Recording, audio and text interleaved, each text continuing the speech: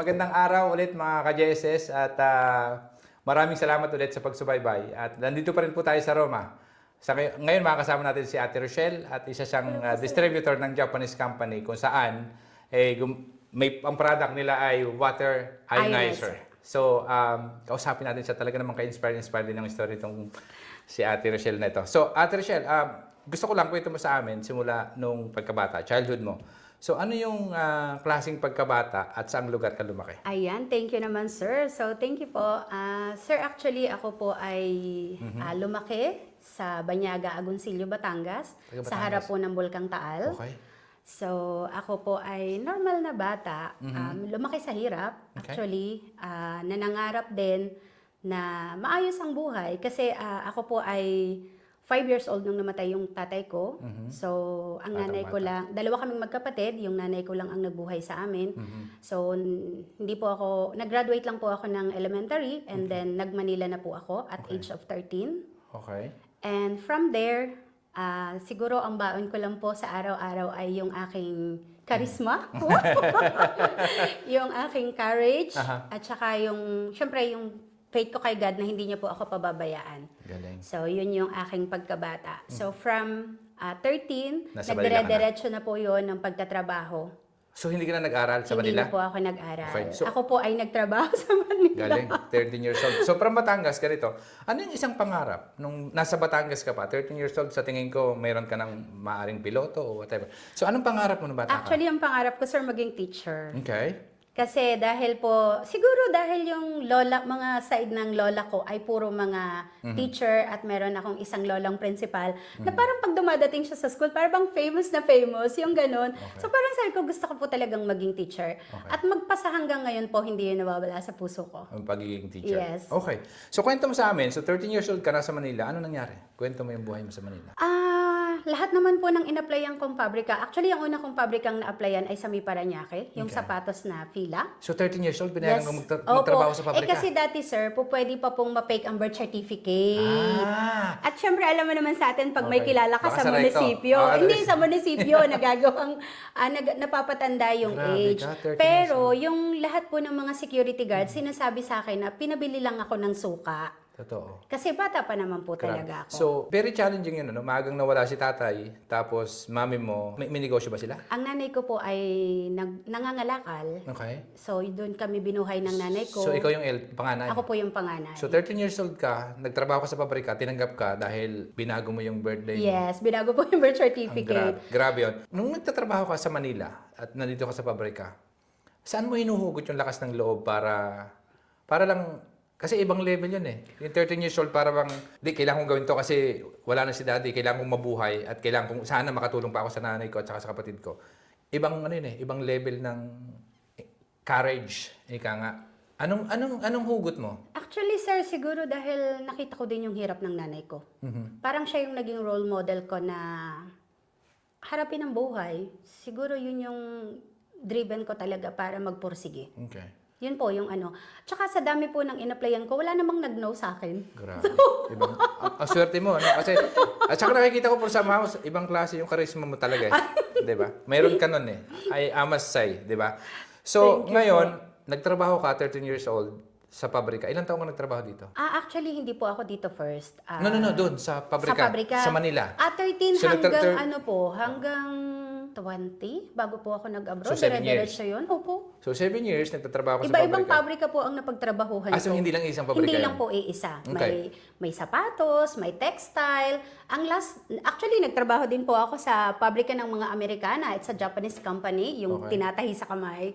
So, and then, ang last ko po bago ako nag-abroad, I was working sa Manila, yung mga maleta. Okay. Manila Luggage Oh, Company. so, kwento mo sa akin, so, kung may napulot kang aral doon sa experiences mo sa dami mong pinasokang pabrika, ano yung mga bagay na masasabi mong nakatulong sa'yo kung nasa saan ka ngayon? Ano yung mga aral na natutunan mo ng batang? Kasi hindi ka na nag-aral eh. Hindi na po. So, sa tingin ko, yung experiences mo sa mga pinagtrabahoan mong kumpanya, o pabrika, maraming aral ka natutunan doon kasi parang ang sa batang edad, buo decision mo, hanggang ngayon, nakikita ko sa'yo, ikaw yung batang, kaya mong gawin lahat eh.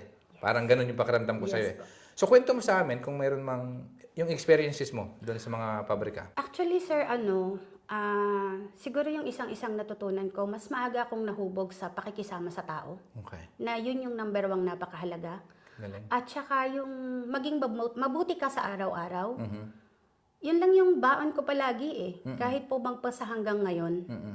So, sa murang edad ko po na yun, actually, pag ihahatid ako ng nanay ko nun sa bus station, nag-aalala siya para sa akin.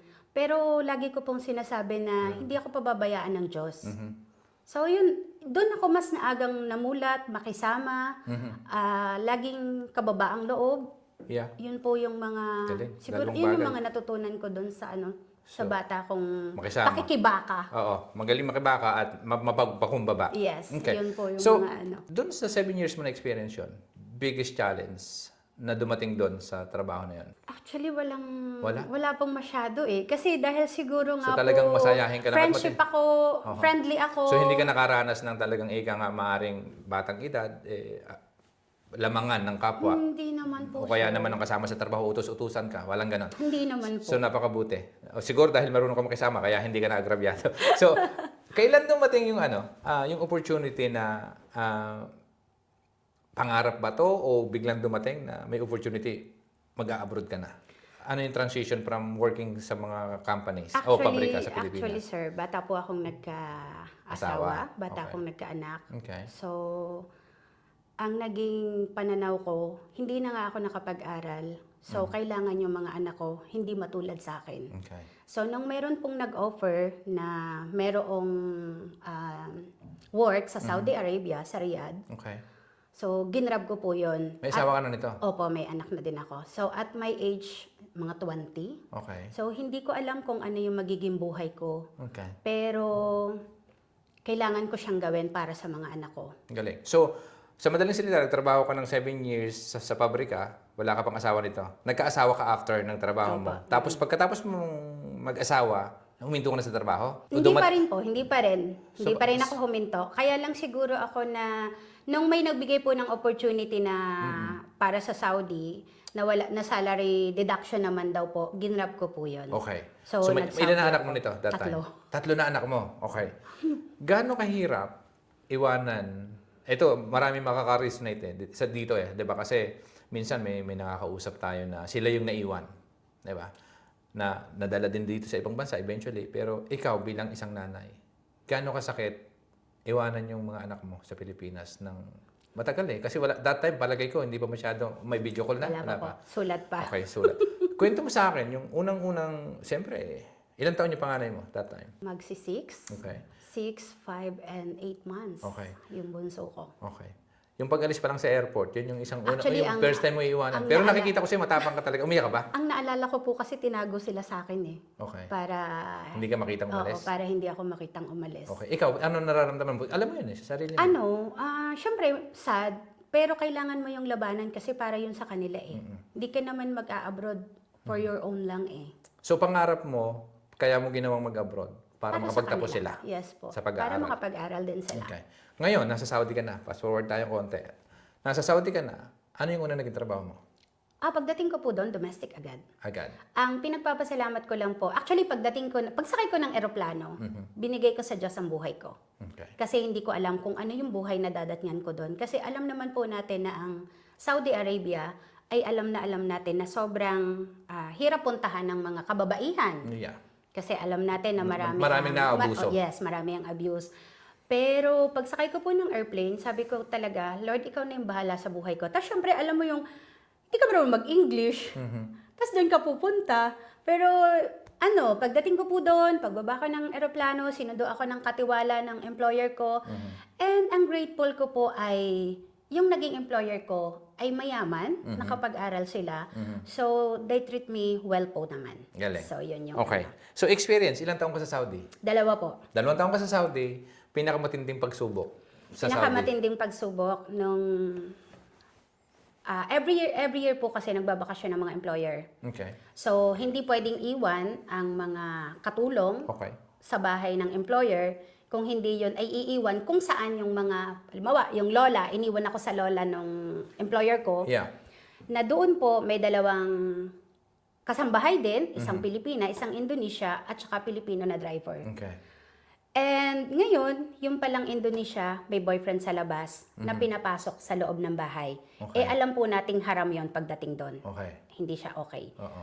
So, ni-raid kami ng pulis Okay.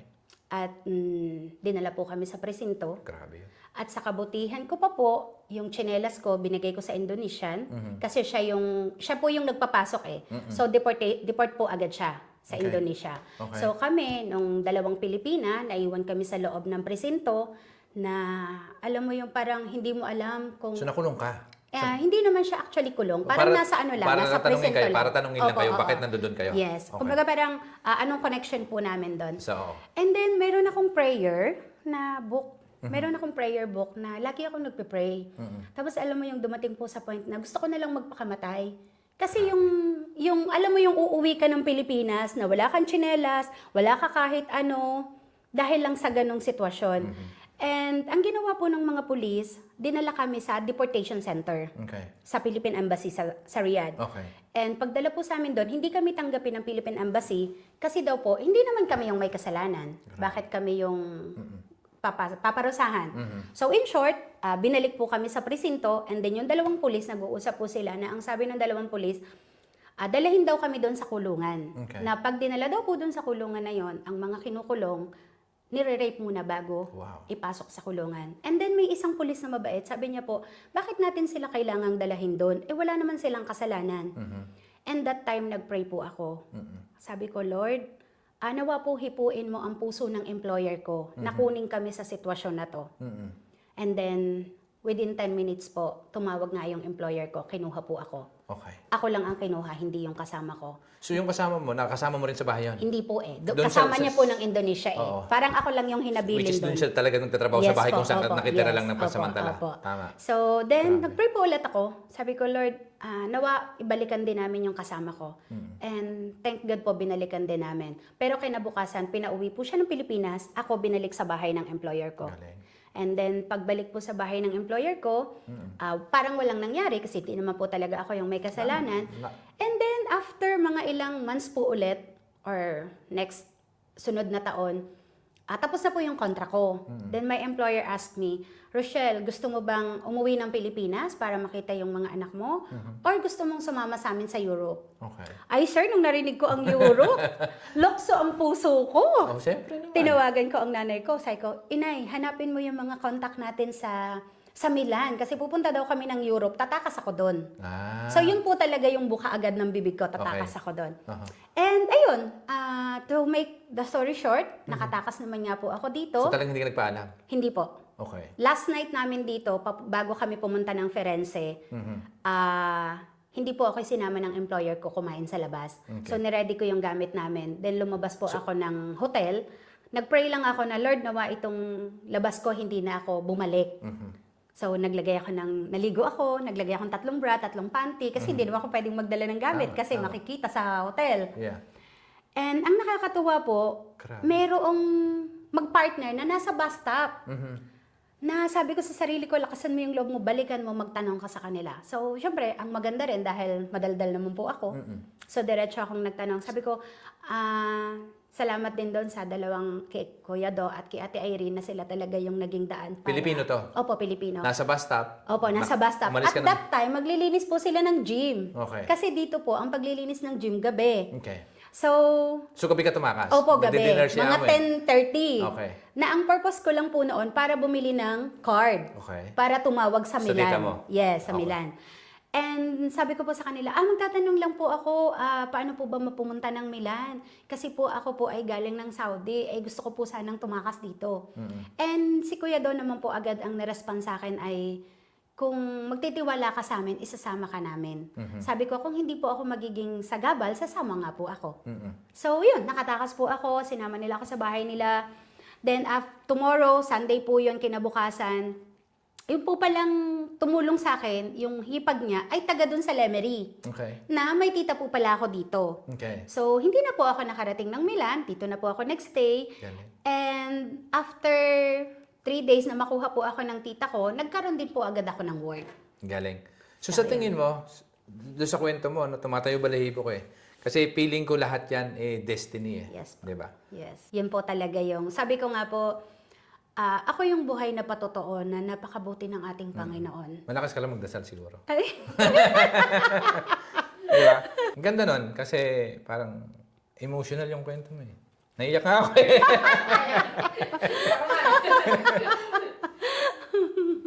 medyo marami na akong nakwento eh, kaya parang hindi na po. Pero dati nang bago-bago ko siyang kinakwento, ano din po talaga ako. Kasi kung titingnan mo kung yung pinagdaanan mo sa kung ano ka meron ngayon, masasabi mo po talagang sobrang napakabuti ng Panginoon. Yun yung ano, sir, parang, Speechless ako minsan. so, ayun po, sige ako na lang magkwento. Hindi, grabe ka. Ang tapang mo. Di ba? Grabe, touch ako doon sa story mo. Sobra. First time. Thank you, sir. Kaya ba? Hindi. Doon.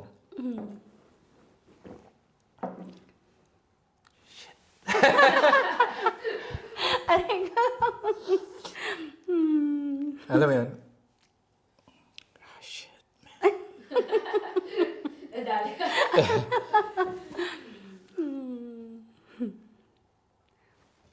Pero pwede mo idagdag later na yung past mo, hindi siya mag-define ng future.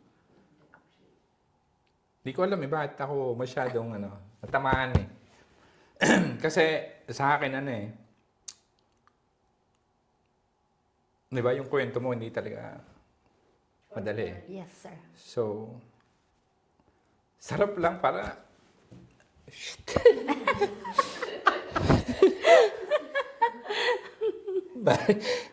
Baligtad eh. Madalas yung ini-interview ko, umiiyak eh. Di ba? Oh man. First time. Grabe na. Sobra. Sapul ako dun. Kasi ganito yun, sa akin. Kaya siguro nabuo din yung GSS, di ba? Hindi mo ako kilala eh, para ikwento yung bigat para sa akin, para I don't know, for some reason, sobrang emotion kasi yung takbo ng tanungan natin, di ba? Parang hindi ko naman sinasadyang ganun yung question, pero ikaw tapang mo, hindi ko nakikita, baliktad nga eh. Hindi ko maintindihan kung bakit hindi ko nakikita nanggigilid yung luha mo. Pero yung tapang at saka yung hugot at saka yung paniniwala mo sa kanya, nandoon. Tapos, ngayon, para sa akin yung maikwento yung ganong buhay na dapat talaga deserve marinig eh. Di ba? Yes, sir. Yes po. Kasi ang daming mga tumatalon sa eh. Di ba? Hopeless. Siguro, sir. Tapos, hindi naririnig eh. Yung hirap, tapos ngayon dito.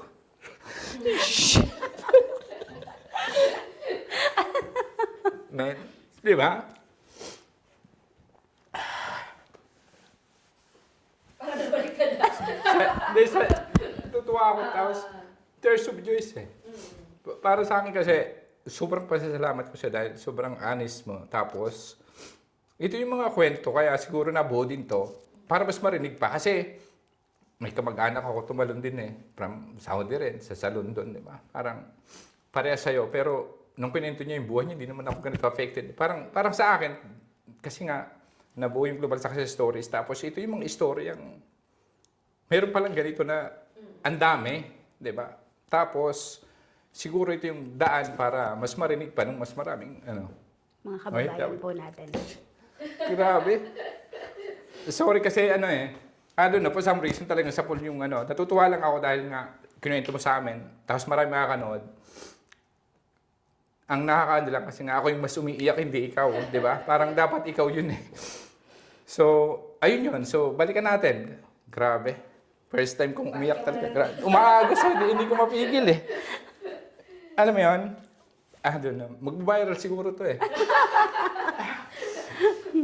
Man. Pero I'm Diba? happy So, to share po talaga palagi. Pumunta ka sa gym, nagtrabaho ka na doon. Di ba? Hindi, actually po, nung Hindi pa. So, nahanap mo si tita? Opo, nang nahanap ko po ang tita ko, after 2 days po, nagka-work agad ako.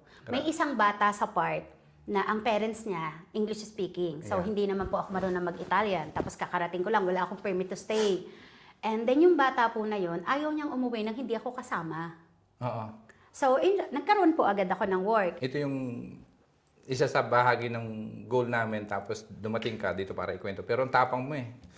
Ibang level yung yung ikaw ang ini-expect kung iiyak na kanina pa, yung inuulit ko yung tanong nung anong klaseng pagkabata ka, tapos nung nandito ka na, tapos yung mas matindi pa pala yung pinagdaanan mo. Yung pa lang doon sa Saudi, nakakayak na eh. Yes po.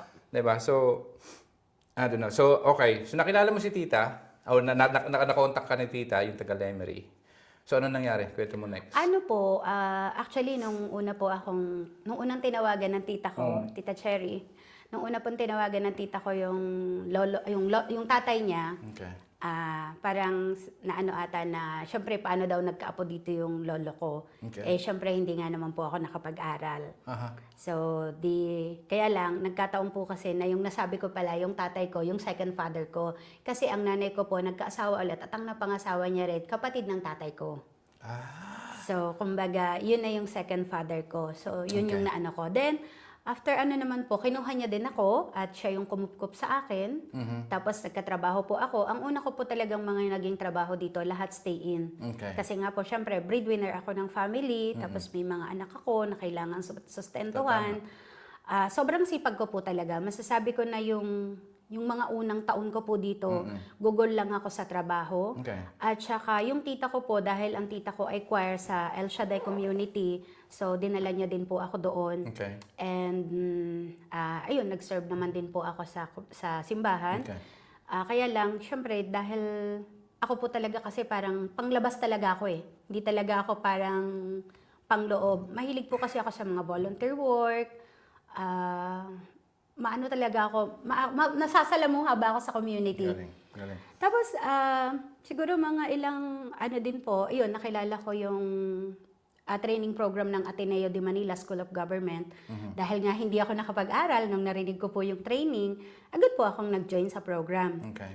And doon po kasi sa training program, talagang ang mission and vision po noon para sa mga OFs na mabuksan ang, bakit ka nga ba nandito? Okay. Kasi kalimitan nga po sa mga OFs, pag nag-abroad, maraming pangarap. Tama. Pero pagdating po sa abroad, yung pangarap parang Natutuldukan. unti-unting nawawala dahil na-embrace na yung pagtatrabaho. work na meron dun sa bansang dinatngan. Totoo. So doon, pero ilang taon na din po ako dito noon bago ko siya nakilala. Okay. Kasi dumating ako 2003, nag-aral po ako dito 2010. And then nakagraduate ako 2011. So, 2010 din. So, natapos mo yung pangarap Opo, mo natapos sa ko gawin? po yun. So, nag-aral po ako. And then, pagkatapos ko po noon, nagpe-pray talaga din ako na kung, Lord, bigyan mo ako ng business na, yung business na nakakatulong at saka kumikita. Okay. Hindi yung kikita ka lang, hindi yung tutulong ka lang. Totoo. And from dito po kasi sa training program ng Ateneo, kapag gagawa ka ng business plan, dapat merong 3 Ps. Okay. People, Planet, and Profit. Okay. And nung dumating na po yung nag-secretariat po ako, nagbo-volunteer ako palagi dito sa program. Yung batch po ng partner ko si Ling, ang kaklase niya po, ang business plan, yung Enagic, Okay. na, ginawa niya po yung business plan. Tapos, yung friend ni Ling, in-introduce po sa amin yung Kangen. Okay. Tapos, nung ma-introduce po sa amin, kaya parang dito kasi sa abroad, kahit naman saan, bawal lang salitang magkasakit. Okay. At como yung tatay ko nga po ay nagpakamatay dahil meron siyang sakit, Okay. so priority ko ang health. Priority namin yung health. Okay. So bumili po kami ng machine, and from that machine, yun yung pinagsimula namin na magpasa hanggang ngayon, yun po yung ginagawa namin. Okay. So yung mission po at vision ng Enagic ay... Ito na yung Japanese, Opo, ito na yung Japanese product. So, balikan lang natin yung transition muna. So, nagtatrabaho ka doon sa bahay ng mga ilang taon na. Paano dumating yung opportunity ito, base doon sa kwento mo, paano ka nag-stop na doon nag-full-time ka kaagad ba o tuloy-tuloy Hindi lang? po, hindi Okay. po. Kwento mo sa amin yung Nung transition. nagsimula po kami, actually bumili po kami ng machine 2012. Okay. And ginagawa lang namin siya extra. Okay. So tuloy, second tuloy job. pa rin po ang Side trabaho hustle ko. lang. Yeah, side hustle lang Muna po lang. yun. Okay. Ako po ay merong 5 trabaho sa araw-araw. So, 5 employer po yun. Part-time lahat? Oo, Part-time po lahat yon. Tigda 2 oras? No, merong 2, merong 3. Merong 4. Opo, merong 4. Ano, natutulog ka ba? Actually, natutulog po ako, pero kaya lang, ang hindi po ako nakakakain ng tamang oras. Okay. So, nandoon yung sa bus ka na lang kumakain kasi kailangan mong habulin ng oras para sa isa mong employer. And then, may machine na nga po kami. So, pagkakalabas po namin sa work, pumupunta kami sa bahay ng ating mga kababayan, nag-educate kami, nagpe-present kami, tapos pinapakita namin yung kahalagahan. Doon kami nagsimula. Okay. That was 2012. Opo, 2012. Okay. And then 2012 to 2014, parang napagod ka kasi yung mga kababayan natin, Ayaw bumili. sometimes, Mahirap i-convince. hindi naman po mahirap ang i-convince, hindi na pa priority ang health. Okay. So, may mga ibang priority. Pero, okay lang yun kasi ang mission mo naman nga parang in-embrace po namin siya as a mission Okay. So, in 2 years, parang medyo nawala po kami. Okay. Napagod. So, Kasi parang- ang mga tao parang they take for granted for free, pag Tama. free. Tama. So, medyo napagod po kami doon. Then, may friend po kami from Paris Okay. na pumunta dito. Tapos parang in-encourage ulit kami na ituloy ulit namin yung mission. Kumbaga parang mag-focus ka na lang sa mission. Wag na muna sa komisyon. Okay. And we have 7 couple team po noon, nung time na yon. Parang every Tuesday, nagbabanding kami sa bahay. Kahit pagod ka sa trabaho, nagluluto ka kasi may banding na mga kaibigan mo na pupunta sa bahay. And successful naman po sa loob ng, kahit linggo-linggo, every Tuesday nagbabanding kami. Sa loob lang po ng 3 months, yung 7 na team namin, nagawa po naming makabenta ng 70 machine. Galing. Galing. So, yung 70 machine na yun, mas maraming magiging healthy Pinoy na Yes. kababayan natin. Tapos, pangalawa, magkano naman yung commission mo doon sa 7 machine? Ay, malaki naman din po. Oo. Yun yung maganda, di ba? Kasi Oo, kumita ka na, oo, nakatulong ka. nakatulong ka na at the Kumita same ka pa. time kumita ka pa. Okay. Ang galing nun. At yung mga kasama mo, sila din umaangat, hindi lang ikaw. Tama. Ayun, so Ang yun galing. po yung ano. So, simula noon, 2012, which is na 14 years na? 12 years. 2012 po to 2014, parang natigil kami ng konti. Okay. Tapos 2014, nag-start uli kami with our group. Okay, so 11 years na ulit. Opo. Diretso na. Simula hanggang ngayon. Opo. So, from 2014 to 2016, yung partner ko po, 20 machines pa nga lang ang nabenta, nagbitaw na ng trabaho. Okay. Siling. So, ako naman, hindi ko pwedeng gawin yon. Kasi syempre, may mga anak ako, tapos may nanay akong sinusuportahan. Okay. Kaya lang, may isa po akong employer na 4 ng hapon ako nagsisimula, 7 ako natatapos, na parang sabi ko, 4 hours ako nagtatrabaho, 600 lang yung sweldo ko. 4 hours po yun, isang everyday, na isang buwan kong sahod, 600. 600, oh. Maliit, ano? Opo. So sabi ko, kung ipo-focus ko yung Kangen, kaya ko yung kitain sa isang oras. Tama. Tama. So, in short po, kahit mahal na mahal ko yung employer ko, nagpaalam ako sa kanya. Kasi that time din po, malimit kaming nasa labas ng Roma. So, marami kaming event sa labas ng Roma. Hindi lang... Kasi ano din, pag may responsibilities ka na 4 hours, parang mapipigilan yung gusto mong gawin. Yes, opo. Kasi responsibilidad yun eh. Yes. So, ano yung sa tingin mo, yung naging dahilan para bitawan mo yung, kahit gusto mo yung employer, dahil ba malit ang sweldo o mas gusto mo lang talaga, mas sana pag mag-focus ako rito sa business, mas maraming kita, mas marami ring tao pang matutulungan ko. Actually, yun po talaga din yung reason. Tama. Nagpaalam po, hindi, ang isa pong dahilan talaga, hindi ko na naibibigay yung availability ko sa employer ko. Yun eh. Kasi may mga gabi po na kailangan niya ako minsan para bantayan yung anak niya. So, dumating po sa point na kinausap ko siya, sabi ko, Ro, hindi ko na kayang ibigay yung disponibility ko para sa iyo. So, ngayon, ako ay magpapaalam na at magpo-focus na lang ako sa ginagawa ko. Okay. So, ginawa po na, inano ko na po yun, finocus ko po yun at ano naman, best Pumayag decision naman siya. naman. Opo, bumayag So, naman siya. doon sa trabaho mo na, ilan taong ka nagtrabaho sa kanila? Nagnudulihan? Ay, sir, mula ako dumating dito. Matagal. 2003 hanggang 2016. Walang separation fee? Tapos, Meron po naman yun. Every year po naman niya kasi yung binibigay. okay. So, Opo. okay. So, pero maliit yung 600. Tama yung sinasabi mo, 600. Pero not bad kasi kung tutuusin. Isang buwan pala, hindi. Maliit nga. Kasi 500 dapat isang linggo eh. Opo. Pero ano naman, sir, grateful naman ako sa kanya kasi Sa loob po ng 10 taon ko na walang permit to stay dito sa Italy, Mhm. 10 years, mas ano pa pala yun, sir, mas malala pa yun. 10 years po ako bago nakauwi ng Pilipinas. Grabe. So, pag uwi ko po ng Pilipinas, malalaki na yung mga anak ko. Okay. So, nakuha mo ba sila? At Opo, yan, nandito. nandito na sila Ah, lahat yes nga. po. Opo. Ang galing. So, So, nandito na po congratulations sila. for that. Thank you po. Ang galing. So, ano sa tingin mo yung mga sakripisyong maaring hindi nakita ng iba, pero parte ng tagumpay mo ngayon? Wala po kasing tagumpay na isang gabi lang talaga. Oo. So, marami kaming na-miss na mga birthdays, mga event. So, yun yung mga... Isang... Nagsakripisyo ka talagang pagsikapan mo munang mabuti. Kasi magtanim ka, kasi one day aanihin mo din yun. Totoo. So, kami po ay since 2014 to 2016, naggabi-gabing puyat, gabi-gabing nagpe-present. Grabe. Nandyan yung hila namin yung maleta, pupunta kami sa labas ng Roma. Pero... Yan yung mga hindi worth nakikita it ng na. behind the Opo, scene. kasi ngayon, sir, sa totoo lang, ang nakikita agad ng mga tao kung ano ka na eh. Tama. Pero hindi po nila nakita yung mga gabing alas 2 Nagpuyat kayo ka. umuwi, papasok ka ng 7 ng umaga. Tama. So, yun po yung mga ano, Galing yun yung nun. mga... At saka tayo kasing mga Pilipino, masipag talaga tayo eh. Matyaga talaga tayo. Ang ano lang po talaga sa atin ay siguro mabuksan ang isip natin na hindi din naman nakukuha ang success sa isang gabi lang. Totoo. Paghirapan talaga, di ba? Yes. Dapat. Pinaghihirapan. Walang swerte eh. Totoo. Minsan sasabihin po ng iba, ang swerte mo kasi malaki na yung team mo. Tsaka hindi lang nagdadasal. Yung nagdadasal ka pero wala kang ginagawa. Yes, kasi sabi nga po, lagi ko pang sinasabi na nasa Diyos ang awa pero nasa atin ang gawa. Totoo yun. Ako At saka- naniniwala ako doon. Mayroong nagdadasal, pero lang ginagawa. Walang mangyayari. Yes, kasi hindi naman Actionan po yun mo. ibabagsak ng... Naniniwala ka ba doon na pag kahit daw anong gawin mo, kahit gano'ng kasipag, kahit pa ibuhos mo na lahat ng oras mo pag hindi para sa'yo, hindi para sa'yo. Naniniwala ka ba doon? Opo, naniniwala din naman ako doon. Pero kaya lang sir, ako po siguro yung isa kong pwede ring maibahagi talaga. Wow. Magsimula ka sa passion mo. Okay.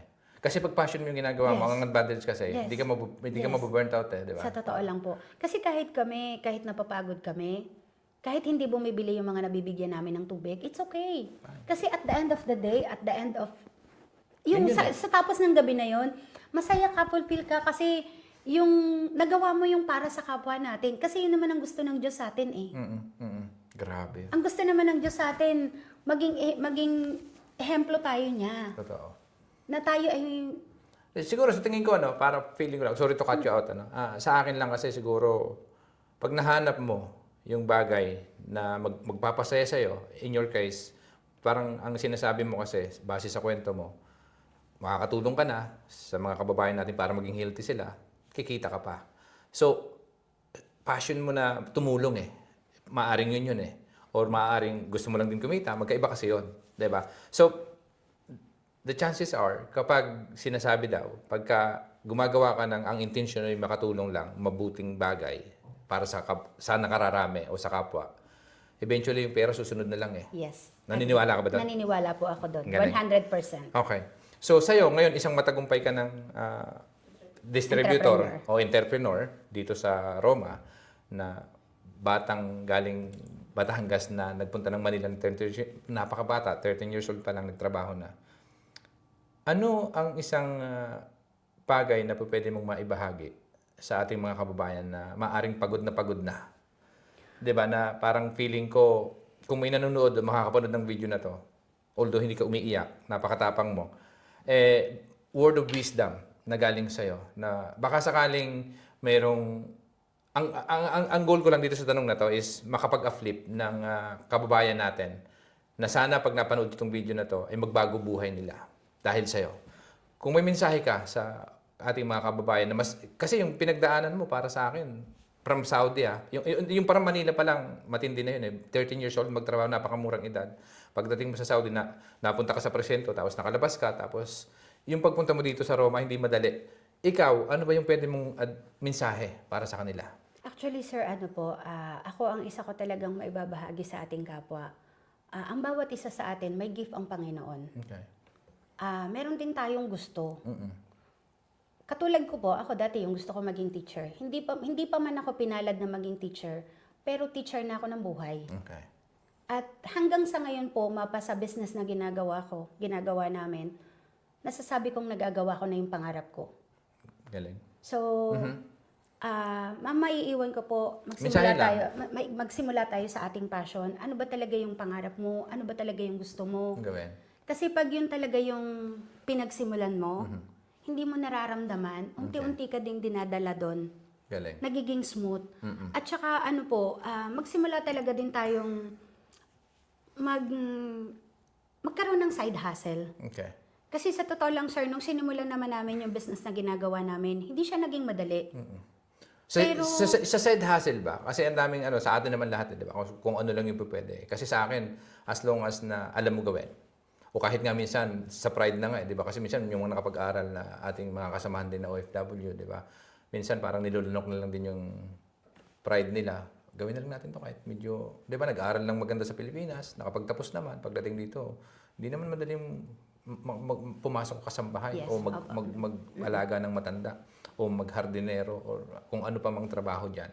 Pero ang mahalaga para sa akin siguro hindi naman forever, maaaring pansamantala lang 'yan. Kung ano man yung gusto mong gawin at magpapasaya sa iyo at yung talagang gusto mong eventually mag-ipon ka lang ng konti. Pero umpisahan mo habang nagtatrabaho ka siguro. Pero huwag ka munang umalis hangga't hindi sigurado na kumikita ng negosyo. Tama ba? Actually, yun po yung ini-encourage ko sa ating mga kababayan. Kasi, yun nga, babalikan po natin. Kami, nagsimula kami na, bumili lang kami ng machine. Yeah. Naging healthy ka, nagbabahagi ka para sa kapwa mo, at the same time, may profit ka. Kasi, kumbaga, kami po, pero yung business po is own. Amin yun. Hindi kami swelduhan ng company. Okay. So, Own business po it really yun. depends sa'yo kung magkano yung gusto. Kasi at the end of the day, pagka sky's the limit eh. Yes. So, mas maraming oras bibigay mo, mas maraming mabibilhan, mas maraming matutulungan, mas maraming pera. Actually, sir. Absolutely, sir. Yun yung Kasi kung, katulad po ngayon, aside ng kami po ay marami na rin, malayo-layo na rin naman ang nararating. Kumbaga, yung kagandahan, kung saan ka nakakarating, you can spread the business po. Galing. Kasi global naman nga po yung business namin. Tapos at the same time, nakakapag-iwan. Kasi yung from friend, client, naging friend, na nagiging family mo na din po. Totoo. So, yun yung maganda na talagang pwede kong may sa business na ginagawa namin. Galing. At yung isa pa po talaga na makakapagpaano din sa akin sa ating mga kababayan ay magsimula talaga tayo. Kasi hindi naman, masasabi ko sir na hindi ako nakapag-aral. Kung tutuusin, pwede kong embrace ang work na meron dito. Pero hindi, sa akin po, ang pananaw ko talaga, kahit mula nung bata po ako, ang kaya nakapag-aral, kaya ko din po. Galing eh. Nakikita ko sa iyo yun eh. Ikaw yung tao nakita ko na hindi ka nag-aral, pero ang talino mo. Punong-puno yung utak mo eh. Galing. Nakaka-proud. At sa ngayon, tag dito, kung makakausap mo yung batang version ni Rochelle, ano yung gustong sabihin mo sa kanya? Siguro po ang gusto kong sabihin sa kanya, I'm so proud. I'm so proud to you, Rochelle Sotera. Yun yung masasabi ko po. Kasi kasi nung kabataan ko din po, meron mga kamag-anak na sasabihin na wala kang mararating. Pero hindi talaga yun yung hindi yun yung definition na para sa akin kasi pinagdaanan mo hindi madali. So, yung batang Rochelle na nangangarap na umalis ng Batangas ng 13 years old pa lang. Tapos ngayon, ito ka, di ba?